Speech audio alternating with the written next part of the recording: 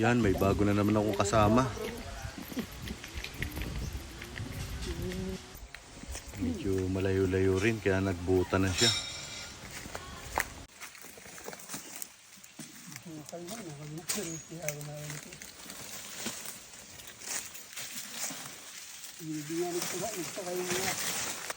May nakita na kaming marking, kaya nilinisan na agad namin.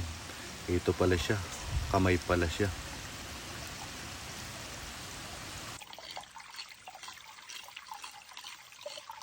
Hindi makita yun. Ito, bakas. Dito, hindi magagaling dito.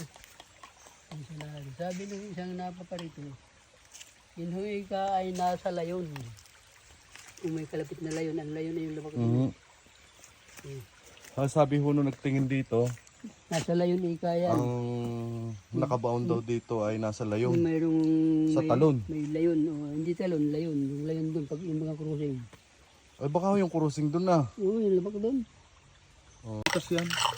Ay baka rin ang binasahan nyo ng asido. Yung pare uusok pag yan na hindi. Yan, yung batong yan, ibig sabihin na galing doon. Narin doon, noon. Doon sa puntong yan. Oo, nakadapa. Tapos, At ang ginawa ninyo, chininblock nyo para mapapunta diyan.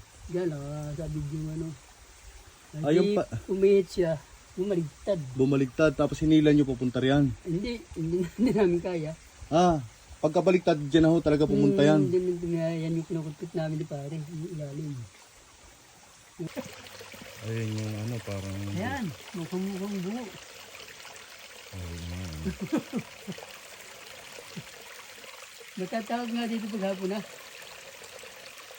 Ano ba yun? Sigurap doon. Sumapit pa nga ako, baka ako gawin madala. Sumapit ako dito. Kaya ka. Ito yung mga linda. Ang meron daw, alam dito, pinag-anuhan ng mga phone. Ito yung nagkakabili din na kanito yung Andres. Ano bagang kwento dito sa lugar na rin? Saan ho dito nag-uuling ang hapon? Dito na nga. Diyan ho, sa parting yan, ng taghapon. Tapos ang nagkakarga ng mga kagamitan nila. Ito rin, nagbibili sa akin. Hindi nakapasakot dito ng mga... Pinaghahakot yung si Kagureng. Galing dagat. Oo, at saka si... yung tatay nyo. Hindi tatay. Si tatay na taga-punay, nagtrabaho sa ano? Sa Batangas. Magpurkit na. Yung putok dito, meron dito.